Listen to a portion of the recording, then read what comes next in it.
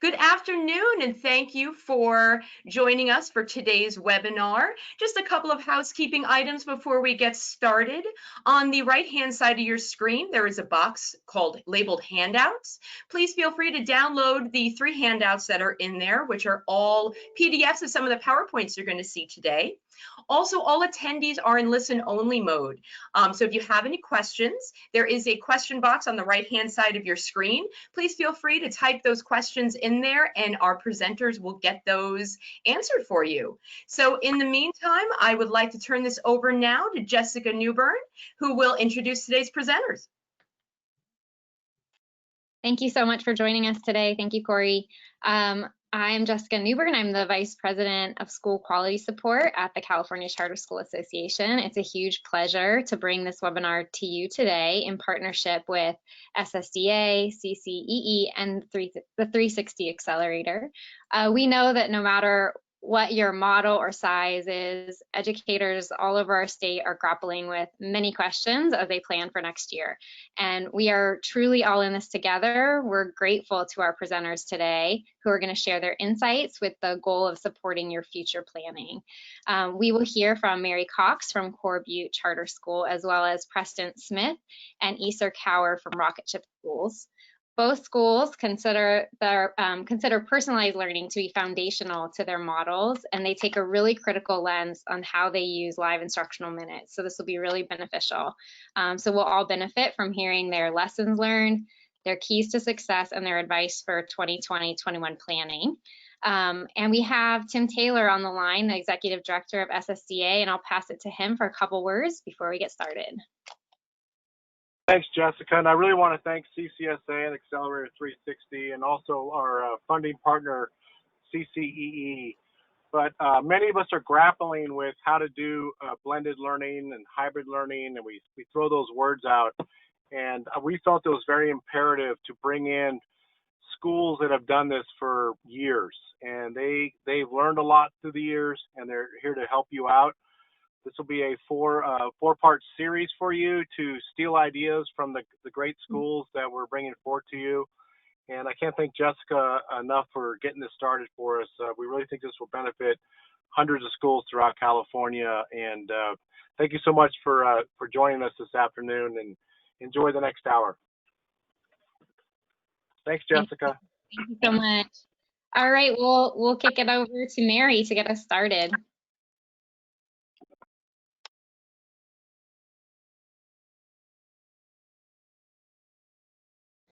Just one moment. All right, welcome. My name is Mary Cox. I'm the Executive Director, Superintendent of Core Butte. We're a personalized learning charter school up in northern rural California. We're K-12, actually transitional kindergarten through K-12, and we were established in 1998. So we've been doing this work for around 22 years. We have approximately 900 students, 500 of which are TK and 400 of which are high school. And we do record independent study attendance. So that's one thing Tim Taylor wanted me to make sure I share, is the way that we do our models through independent study attendance reporting. So it does allow for some more flexibility. I apologize, my slides, so there we go. All right, just a little summary of what I'm gonna cover. What we were asked to cover was quite large. So in order to keep it in 20 minutes, pardon my rate of speech as I speak very quickly, but please feel free to email me if you have any follow-up questions that you would like help with, or just guidance, or just to throw ideas back and forth. Today I'm going to cover a little bit about personalized learning, a little bit about the mind shift required to shift to personalized learning, the role of the teacher and support staff, making the most of face-to-face instructional time, a little bit about assessment and accountability and remote learning, and then a little bit about planning for next year. Again, the timeline's tight, so I will get through as much as I can. It's kind of touching the tip of the iceberg of a very complex topic. So personalized learning, what is it? It's really an educational delivery model where all of your decisions that you're making are student-centered and relationship-based to whatever degree best serves the needs and interests of each student that you're working with. 5 variables that we look at when we're developing personalized learning programs is we look at the how, the what, when, where, and with whom learning best occurs for that student. So we're actually looking at learning types, abilities, different focus and areas of expertise for students to develop a program around them. So implementation for that can be quite tricky, and you kind of have a spectrum of what personalized learning looks like for you. So some schools are complete personalized learning, which means every aspect of the student's learning model is really tailored 100% to that student. And some schools are on the other end of the spectrum, where they're working on developing a personalized learning plan with the student and the school, where the parent may be involved once or twice a year to make sure that that's the plan they have for their student. In our model, our personalized learning is comprised of a team where it's a parent, student, teacher team. We call it the 3-legged stool because whatever role is outlined for each of those 3 players, if they don't embrace their role, that stool could topple. So that's the visual I'll give you. The key to success in a personalized learning school, and specifically a core butte, is the development of strong relationships. So we really spend a lot of time getting to know our students as individuals and actually our parents and families as individuals. If we better understand what our parents and families are able to do, then we're able to tailor an instructional model that really fits their needs as a family and as a student. As I said before, we are independent study, so we do require master agreements of all of our students. But what that does for us is it allows us to completely tailor the amount of time a student would spend in a classroom environment or not. And some of our students may spend 2 to 4 days a week in a classroom environment, while others actually don't come on campus other than to have their one-on-one personal meetings. So you're kind of creating this environment of flexibility. All right, so what does this require? This requires a huge mind shift of staff. So as educators, and I taught in traditional environments for many years before coming to my current location, we pride ourselves on really focusing on our classroom. We're in charge of all those pieces. I shouldn't use this word, but it reminds me of like we're kind of micromanagers of our environment. We're looking at every little aspect of our classroom environment, and we're trying to tailoring it to what our students might need. So what's different about moving to a personalized learning model is that you're actually now kind of releasing some of that control, and you're working with parents and students to develop that environment in a different way. So relationship, again, is key to the development of this partnership, and teachers are actually having to kind of let go of some of those things that they might have done, knowing that a parent or student might need it to be delivered in a different way in order to learn the academics without being full-time in the classroom. So it's just a total mind shift for staff. And don't get me wrong, that is not an easy mind shift. It's something that you work on regularly. Our staff, we work on it all the time about what we control and what we don't control within the academic environment. All right, so one of the things I was asked to share is what were the staff roles in your school, and then also as we've like transitioned to COVID learning, as we call it here, or you can call it emergency learning, or however you guys focus on it. So the role of the credentialed teachers somewhat changes. In a traditional classroom environment, as I said before, they're the king or queen. They control all aspects of student learning with a little bit of support or input from a parent or volunteers or aides. In our environment, the credentialed teachers actually become more of a guide. So they're a guide for the learning or a facilitator of learning, sometimes even more of a mentor for a parent or a student. They actually become experts in training parents to teach different aspects of learning, or evaluating curriculum to really figure out how to help the parent meet the needs of that student. They also do assessments. They do assigning of work. They tutor small group instruction. They work on whole class socialization, where they might play games and interact with students in a whole class environment.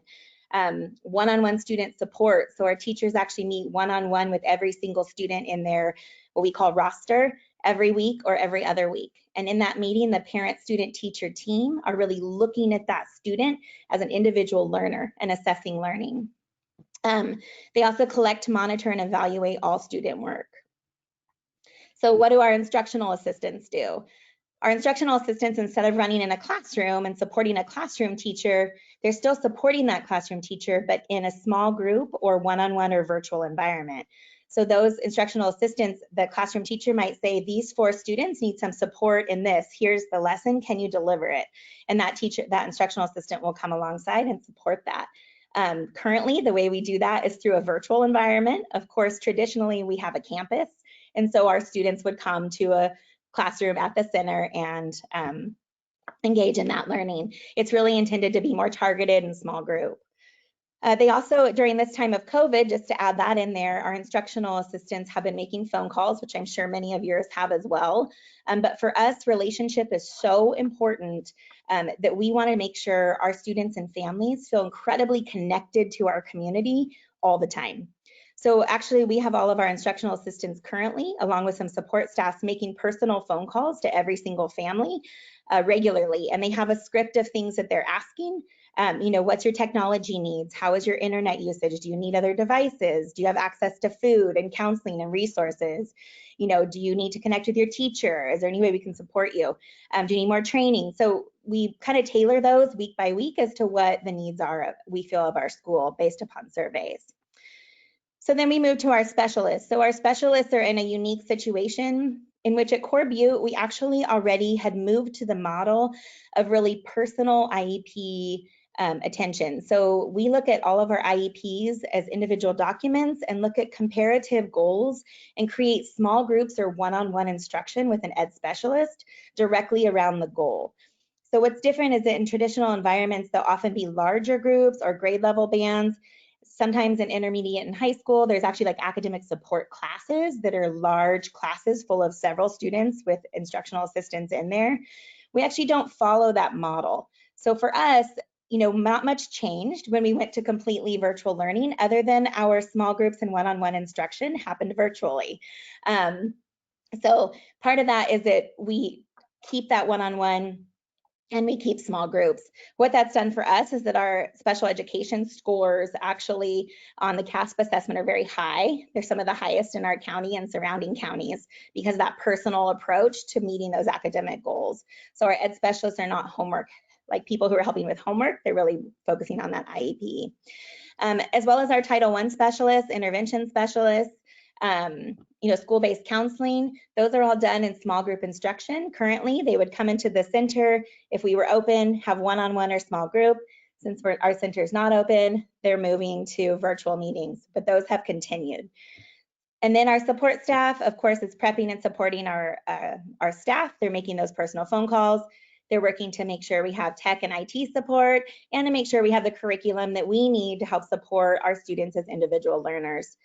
So a unique part about Core Butte is that we don't all use one curriculum.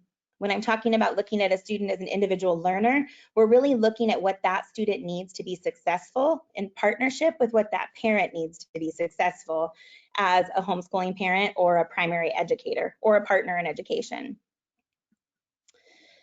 So moving on to the next part, what are the most important concepts that teachers need to teach and what is essential? This is a conversation that we literally have all the time.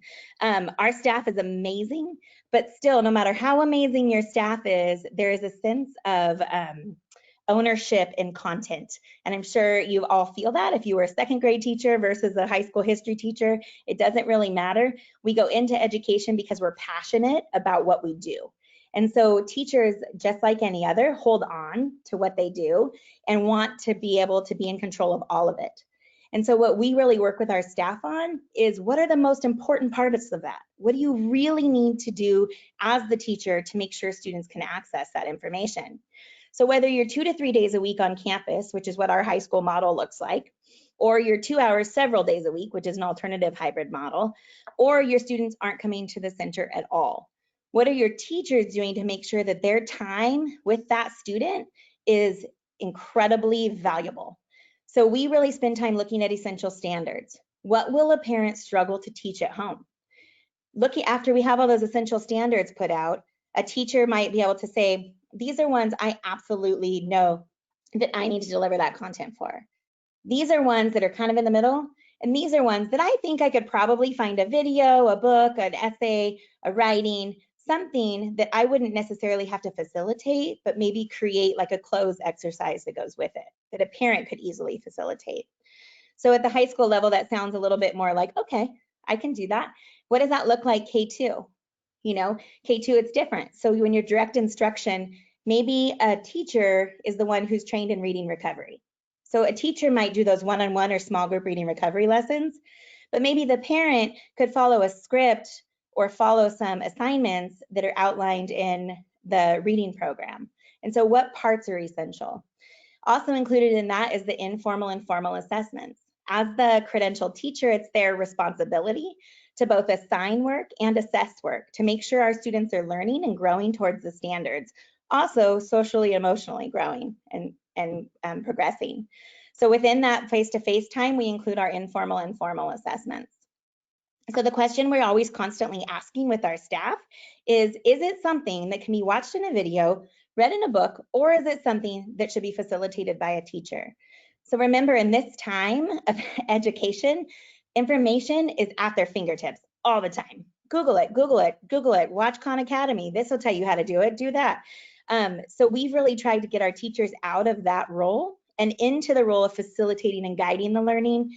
And maybe they are the ones who have to do the hands-on physics lab. So the kids are engaged in discussing and getting deep dive, meaningful discussions.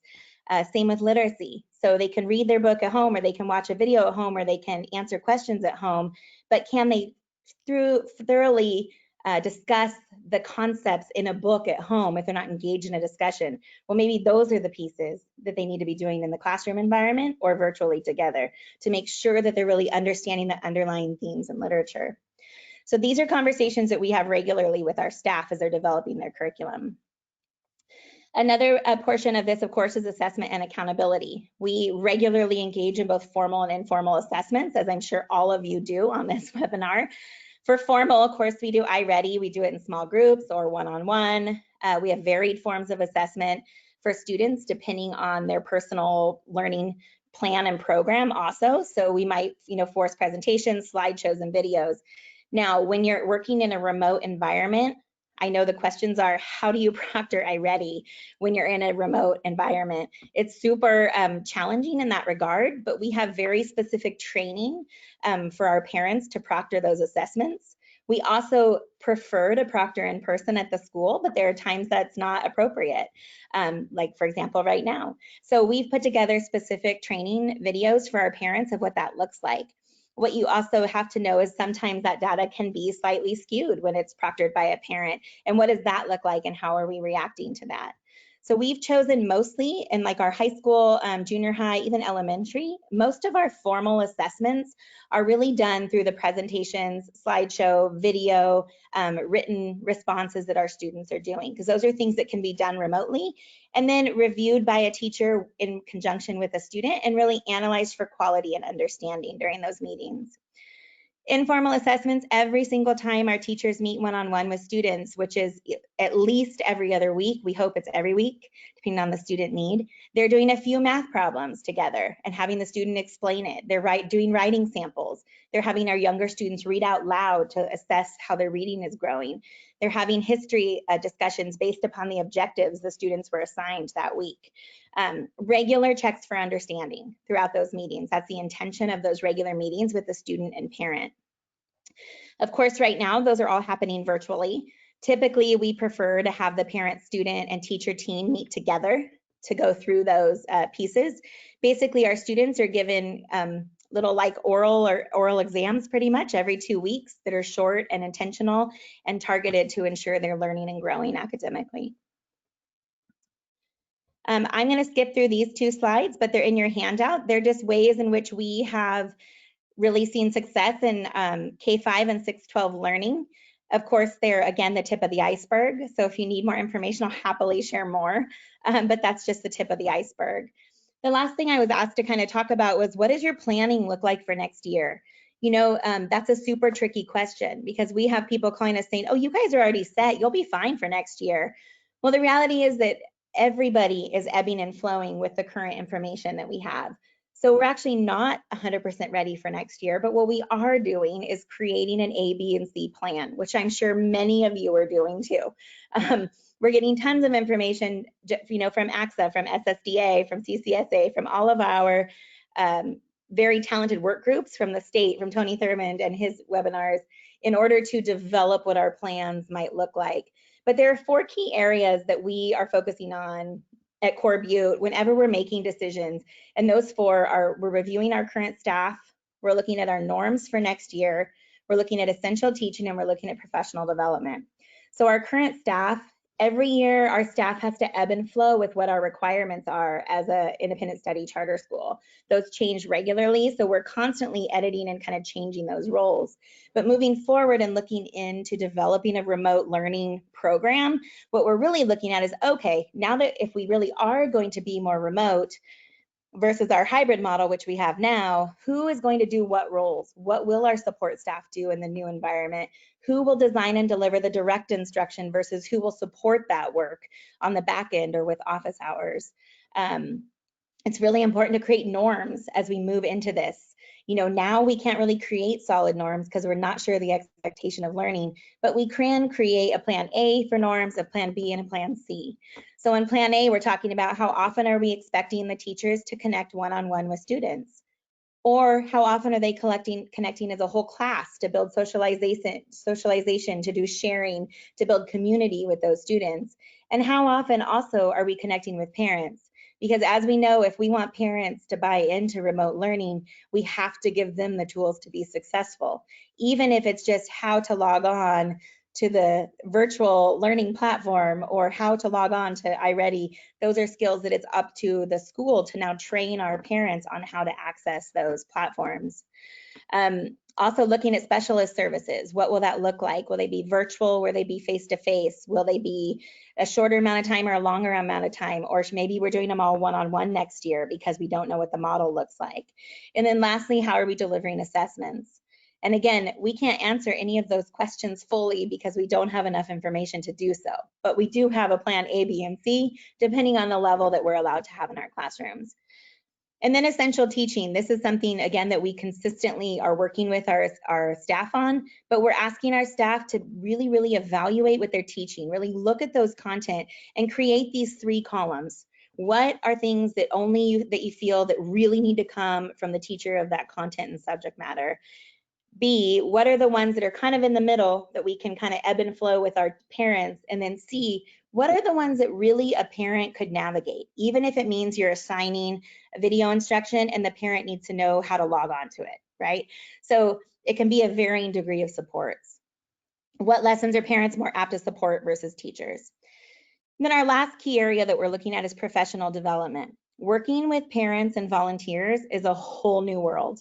And we actually train our staff regularly on how to have difficult conversations, on how to increase engagement by bringing the parent on board, on how to build relationships with people, not as friends necessarily, but as coworkers, because now your parent is a partner in the educational model. We also have done professional development on essential learning and standards and how to address that. Creating and delivering online instruction, because my model of hybrid school is not an online school. We are actually a hybrid school. Our high school is called a college model high school. So it's actually designed just like a junior college would be, where students are on campus for classes, 2 to 3 hours for each class. They pick and choose their schedule. Kids come and go. And so we're taking that now and having to create it into an online environment, which is just very different for our students. And what does that look like for us? And then, of course, the piece that we're very concerned about with our students right now, which I'm sure many of you are as well, is that whole social emotional support. What are we doing to help our students be supported in that arena? Because at Butte County, we've suffered a lot of loss and trauma in the last 3 years. We had the Oroville Dam experience, we had the Camp Fire, in which one of our schools was lost, and then now COVID. So our students are struggling, our families are struggling, and what are we doing to help support them through yet another traumatic experience during this event? And then moving into next year, many of our families all want it to go back to normal, and as many of you I'm sure know, we have to plan for it not. So that's always a struggle. And what does that look like? And that's the end of my information. I know I spoke very quickly, so please feel free to contact me or email me if you have any questions. Hopefully it gave you kind of a little tip of the iceberg perspective of a different learning model, and I'll happily answer any questions that you guys may have. Thank you so much, Mary. Really appreciate it. We really encourage you to use the question box if you have questions for Mary. or for our next presenters. We don't have any right now, so we'll save those for the end. And we'll kick it over to Preston and Easter from Rocket Chip.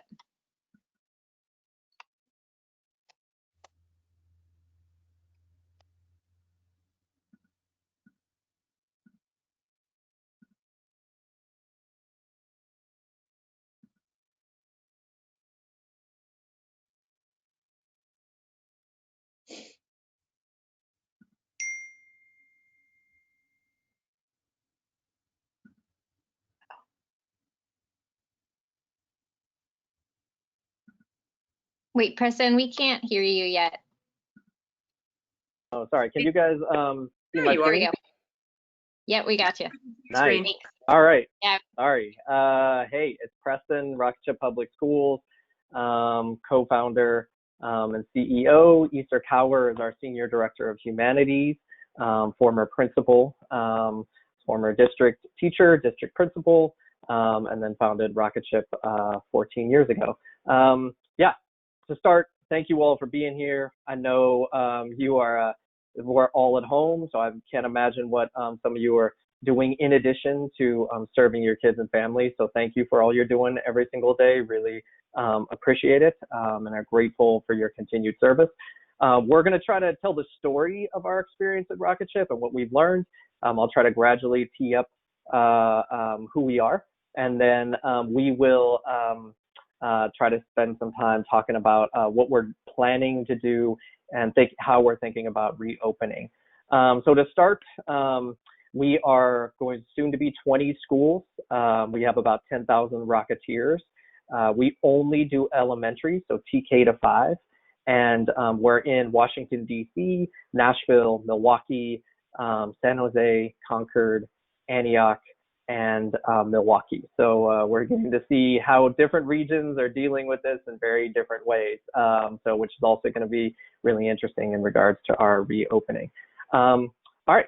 I also really appreciate Mary, how she teed up personalized learning, because it is about relationships. So for us at Rocket Ship, that starts with home visits. Like, we got to get to know our families. We got to get to know our kids.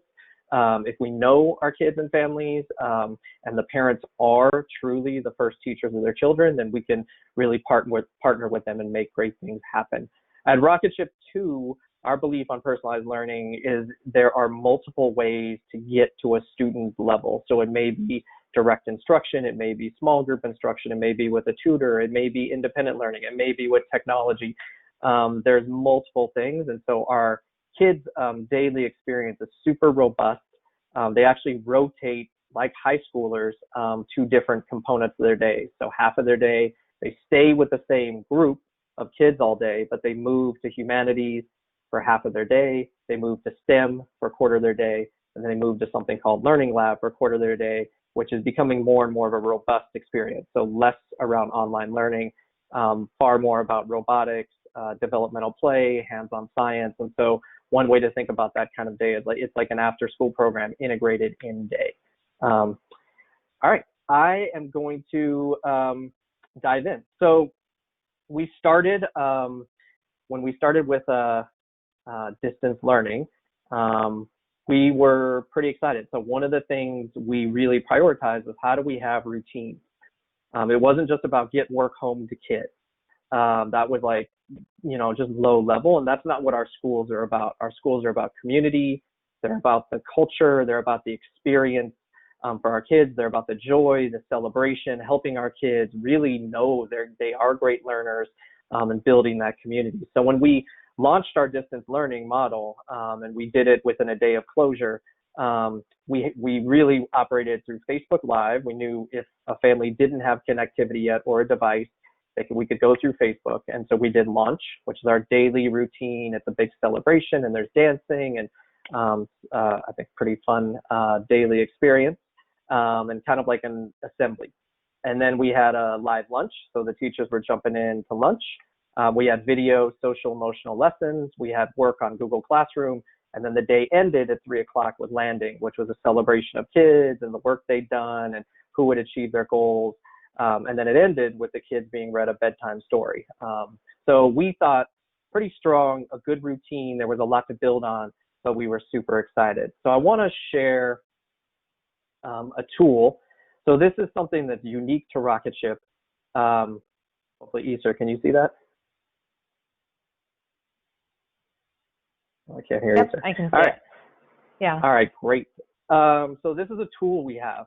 This is a tool that allows us to see our online program. So part of our kids' day is they're learning or they're practicing content on different online programs.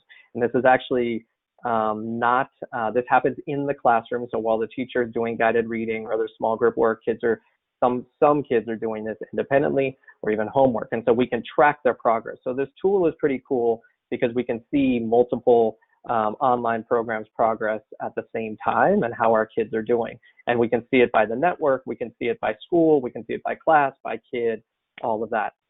So the thing I want to show you is this was after week 1. We're jazzed, we're excited. We've honored the culture of our community. We've got our kids, we're celebrating them, doing a lot of cool stuff.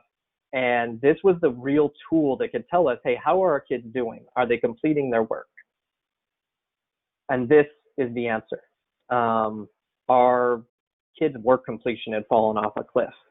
And this is when we really had the aha, like we were proud of how we honored our core characteristics, but we hadn't figured out how to get our kids to engage in learning and do work at home and what that meant. And one of the things I talked with our team about is classroom management had basically been replaced by tech literacy. Were our parents, were our kids literate in technology? Have we gotten them connected? Did they know how to check if their kid had done the work? Did they know how to log on? We basically needed to like ramp up right away and 1, understand better what's going on, but 2, really support these needs. So one thing we did is we started sending a daily survey. So this is the daily survey we send. Pretty simple. My daughter is a Rocketeer, so I fill this out daily. Takes about 90 seconds. So it's pretty simple. It's got questions like, hey, did you participate yesterday? This is a massively important question because if the mom and dad answer yes, and we know based on that tool I was showing you that they didn't complete any work or on their Google Classroom or other, then it gives us an immediate way to check in and say, hey, let's talk through how you can check. And you guys know, sometimes we get the answer, well, my kid told me they did the work. And it's like, yeah, of course. Well, let's check it out. Let me show you how you can check. And also let us ask questions about their needs. Especially the coronavirus has really thrown our communities into disarray. About 80 to 90% of our kids are low income. And this is really exacerbated inequities and needs. And so we really needed to understand what they needed, how we could support them, how we could connect them to different resources.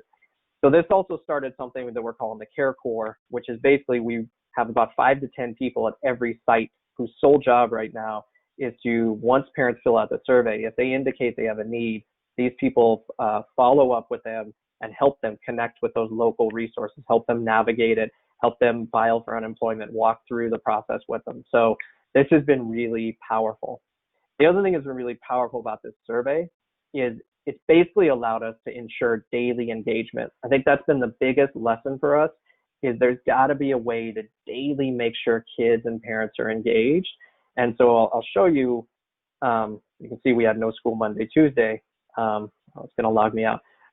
But you'll see that our daily participation is about 90% across the network. So Nashville is out of school, but you can see yesterday what it was looking like. And so it lets us flag schools where participation, something's up, and we can immediately follow up, and has really kind of given us not just attendance, but a way to daily check and keep our families engaged. And that's been really, really huge. So how's it going, Preston? Well, the good news is I'll show you last week and how things went. The really cool thing is by having this tool, as well as the regular ways to engage, our kids are actually now completing twice as much content online as they were when we were in session. So this, what you're looking at, is completion last week.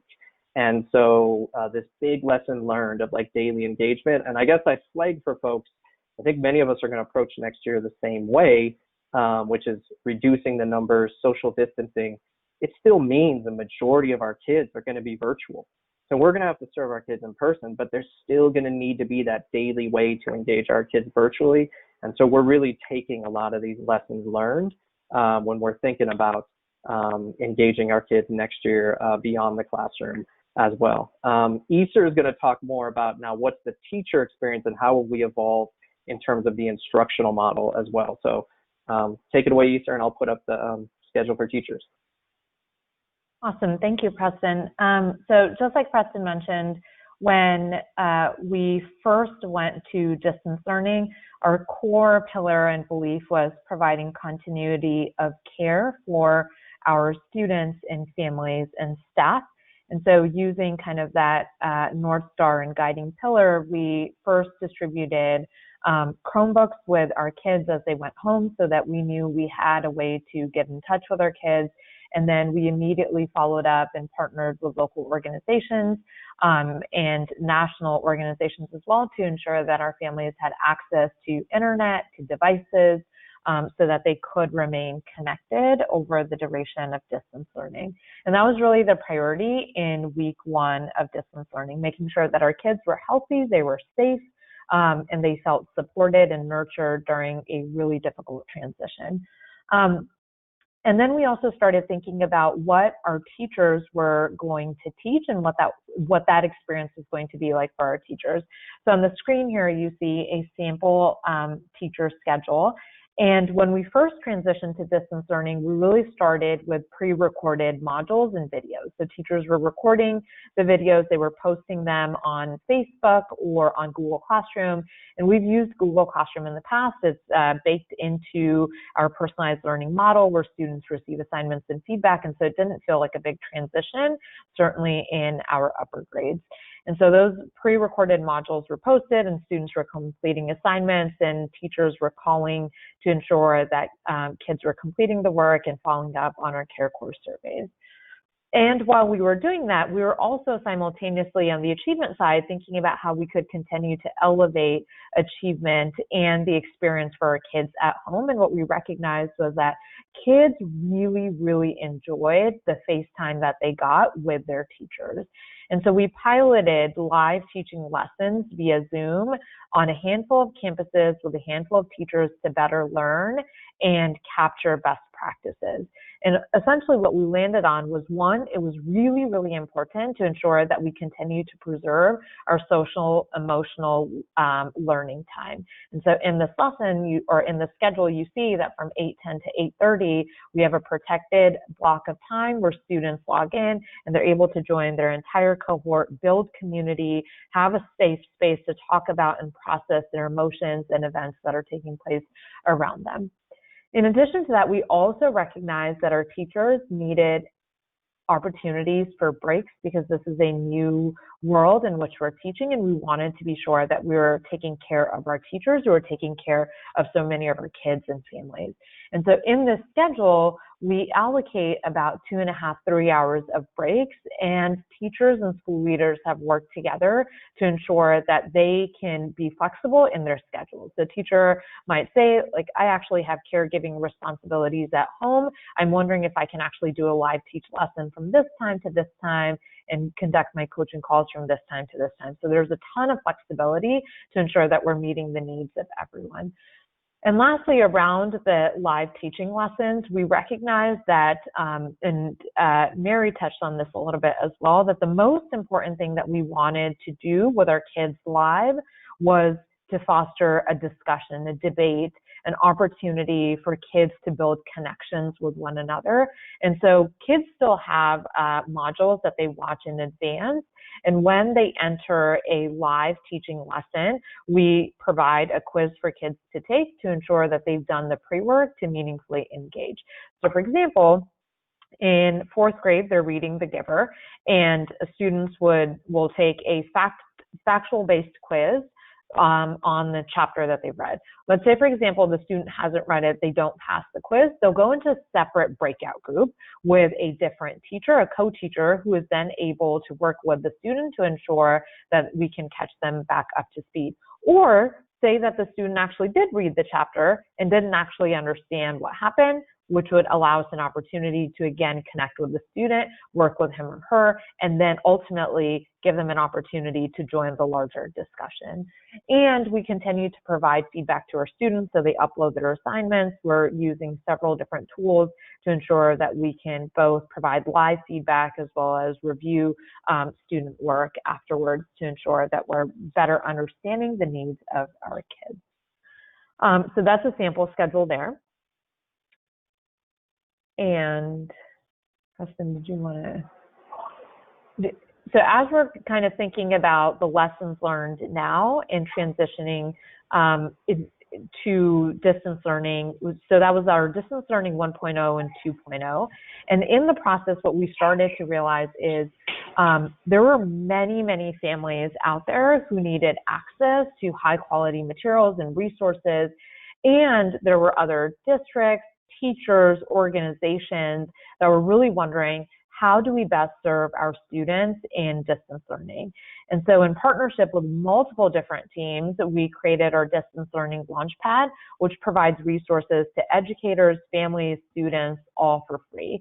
And we provide not just content support, so you can see up at the top, we've got materials for different grade level bands and different content areas, but we also provide information on how to launch your own care core, how to build community during this time, how to provide movement and creativity breaks, how to ensure that kids have opportunities for wellness check-ins. And we provide detailed kind of schedules and how-to guides to make this happen. And something else that I should mention is one of our core ways in which we start our day is launch, where all of our kids come together typically in person, and we kick off the day, and it's really an opportunity to build community. And because we, as soon as we closed, we realized that it was really, really important to continue with our community building. And so we baked in a virtual launch. So every morning our kids log in to virtual launch. They have an opportunity to connect with their principal, their teachers, with one another, and really kick off the day on a positive note and have a routine to their day. And then we've also got live lunch. So if you go a little bit further down, there are resources that we provide around how to conduct breaks and provide care to the entire, to a whole child. So you can see all of those resources provided there. And then we end the day with landing to ensure that our kids, again, have an opportunity to receive shout outs, get an opportunity to share all the really incredible work that's happening on their campus. And we have tons and tons of students and families join every single morning and evening. And this is an example of a guide in case those of you who are listening out there are interested in how do I make this happen. You can check out our Distance Learning Launchpad at rocketshipschools.org. And there's a tab there that'll take you to our Distance Learning Launchpad, and you can download all of those resources, and please do feel free to use them. We've also got resources on special education. Sorry, go ahead, Preston. Yeah, I was just going to add to that, Easter, that folks can go to this website. This is where we'll be posting our schedule as we think about returning and what that looks like. And we're going to be sharing all of our resources in terms of reopening. In addition, in talking about reopening, because I know we're running out of time, I think, and we'll have the resources on our website, the one thing I'd name that I do think we should all be thinking about is essentially we're going to become change management experts really quickly. Having to help people, it's not just going back and making sure our schools are healthy and safe for our kids and families and staff and everything that's involved there and the new model and social distancing, but it's literally how do we get people to come back and how do we manage that change? And so we're in the middle of that right now at Rocketship. And so I apologize, this isn't in our handouts, but I thought it'd be helpful to name the pieces of change management, which or the stages. So the first one is awareness. Second one is understanding. Third is positive perception. Fourth is commitment. And fifth is ownership. This is counterbalanced by being unaware, confused, negative perception, checked out, and undermining. So right now, as an organization, as an example, we're really in the awareness stage. Although many of us may be really deeply involved in what the state is saying, who is saying what, what's the CDC guidance, many of our staff and definitely many of our families aren't. And so helping them be aware of the restrictions we're facing, the choices we're making, getting their input. And so really this awareness and understanding campaign is really what we're focused on at Rocket Ship through parent coffees, which are virtual, through brown bags, which staff can opt into to learn more, but really trying to help our staff and our families be aware of what's going on, what the restrictions are, how people are talking about reopening, as well as start to understand and actually give us feedback in those choices. So there's a survey we distributed, for example, 2 weeks ago that said, hey, give us input. What do you think about this schedule, knowing the constraints we have with social distancing, this schedule versus this schedule versus this schedule, or are you planning to stay home virtually regardless? And so I would just name these are the two big things that we're really focused on, is awareness and understanding, so we can move folks into a positive perception, ideally as they start to think about coming back. So we'll stop there. Thank you so much. Mary, maybe you can jump back on video with us. Just 2 questions. Hopefully we can get through them.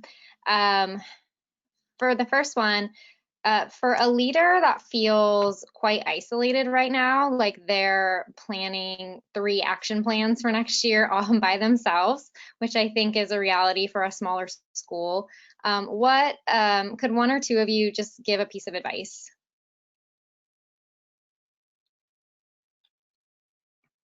I can jump in. I mean, we were definitely smaller for many years, which I guess we all start out that way.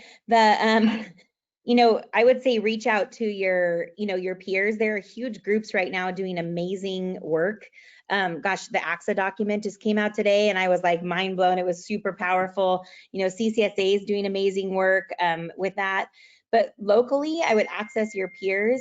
If you don't have a peer, I can be your peer. I think probably any of us would reach out and do that support work with you, but also pull a team together. Your teachers are a powerful group of people to help develop these plans. And we're doing that at our school. We have task force meetings going on in which teachers could just sign up to come, but we ask that they stay for all 6 of them, that they had to commit to all 6.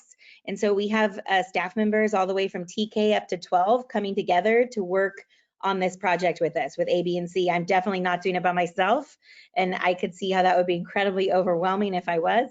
But use your people, even if you have a parent member, a student member, you know, through Zoom calls, you know, use your people, because I know up here in Butte County, we have a lot of tight little groups that work together to create each other. So we're here to support. Awesome, thank you so much. Great, and so I've heard a number of folks talk about utilizing, not just on this webinar, but also in other spaces, utilizing staff creatively, particularly like some teachers are teaching and some teachers who have backed off on instruction and might be doing other things or doing recordings or things like that. Do you all have any early thinking about how you might want to be using personnel next year if you have to be half on campus, half virtual? Which I guess, Mary, you guys already have. Yeah. Well, anyway, so I think maybe hearing from both of you guys about that one, because you might have different approaches. Yeah, I actually think this was an aha for me talking to our team, that if you think, because we're thinking about going 50%, so cohort A, cohort B.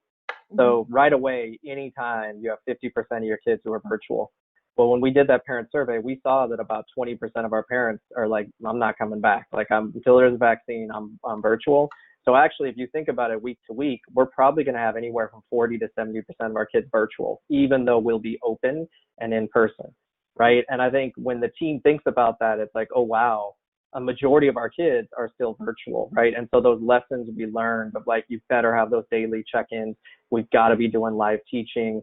I think it really kind of shifted some thinking about, yeah, we need to plan for reopening and what that looks like, but we need to have staff and teams ready to engage virtually and basically run that program and that play simultaneously. And so we're really starting to play around with our bell schedule of how can we get coverage, how can we release some teachers, because we think there is something about the accountability of like, I'm a teacher at this school, right? And you're at this school, so that continuity matters. Like having a centralized virtual person, I think is not ideal, and that's not what we're going for. But I do think, I think that's been a big aha for our team of like, you better be thinking about both. And frankly, a majority of your kids are going to be virtual possibly.